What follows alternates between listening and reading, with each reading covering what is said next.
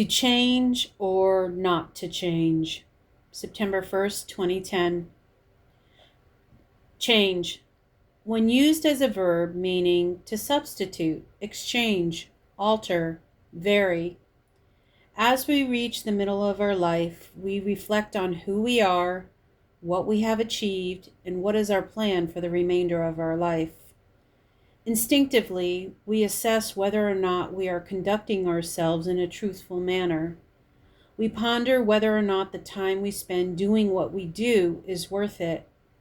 We may find ourselves caught up in a corporate job, for instance, and realize, this is not me.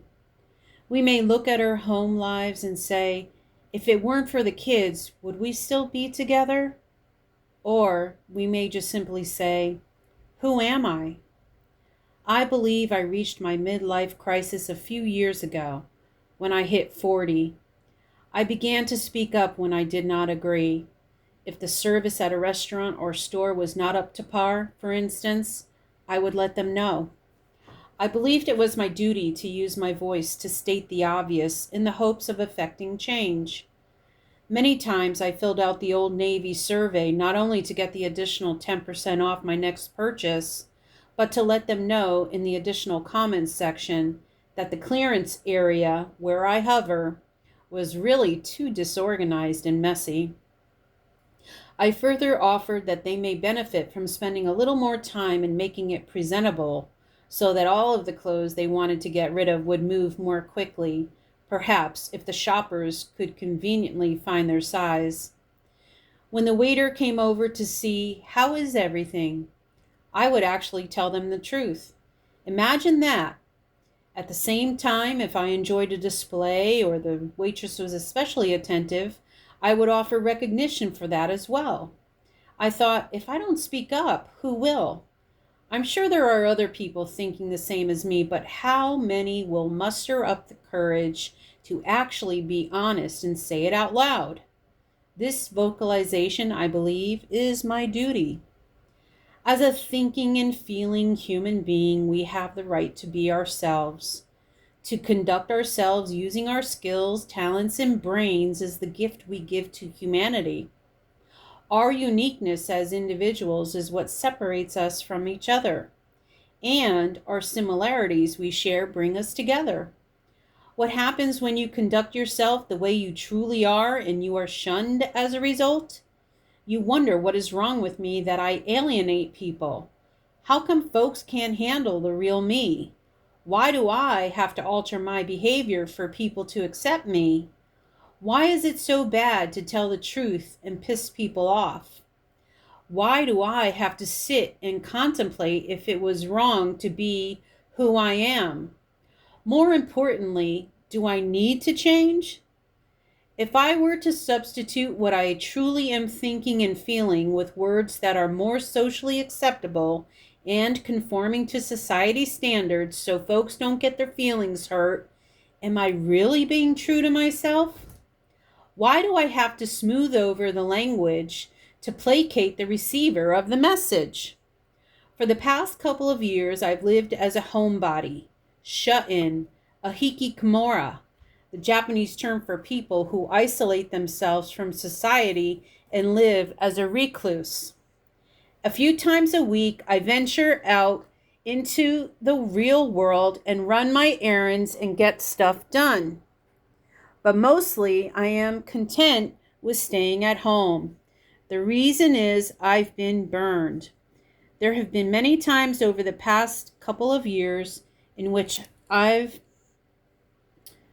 started new entrepreneurial ventures and gotten out there. When I stepped away from the corporate world back in 1995, it was under the guise of me concentrating on my family. I told my boss, it is not my job that loves me, it is my family who loves me. And I left a well-paying position to concentrate on raising my son and expanding my family. The truth is, I was sickened by the backstabbing politics of corporate life and refused to be a part of it any longer. It was just a showcase of fakeness and lies. I realized that the company didn't give a shit about the people, and they were just there just for the almighty dollar.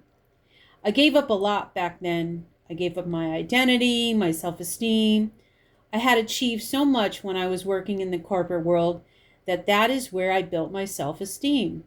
When I walked away from corporate life, I gave away a part of myself. I've been trying to rebuild myself since. Since then, I've made many attempts at being self-employed, working for myself rather than the man.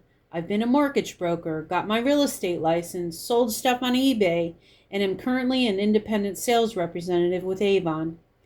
I went back a few times to a corporate setting when I felt really desperate for money. Honestly, I wanted to literally kill myself. I was disgusted how the workers, drones, just fell in line with the monotony of the day and kept working and following orders. It literally sickened me. So, getting back to change, I know that I could never go back to a real job in the real world. I just can't see myself adapting to their culture and sitting with my hands folded saying, yes, ma'am, no, ma'am. The thought makes me puke. I will not keep my mouth shut when I see room for improvement in a store that I happen to frequent. If the soup is too cold, I will let them know right away. If a language arts teacher continues to misspell my son's name on emails to me, I will definitely call her out and bring her attention to her mistake. If a friend has pushed me to the limits and uses and abuses our friendship, I will let her know that I am tapped out.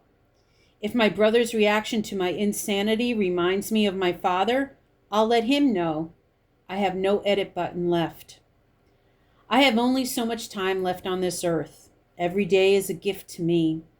My gift to the world is me being myself and contributing my skills and talents. If it doesn't come out politically correct, then too bad. If you can't handle the heat, get out of my kitchen. I'm me, damn it, and I'm not going to change for you. If you don't like the way I say stuff or act, then that is your problem. If you walk away, it is your loss or gain, depending on how you see it. I'm just going to be me because when I am me, I feel like I am being true to myself. I am raw, vulnerable, and real. It is easy to put a mask on and hide your identity. Taking it off is hard, but it is freeing.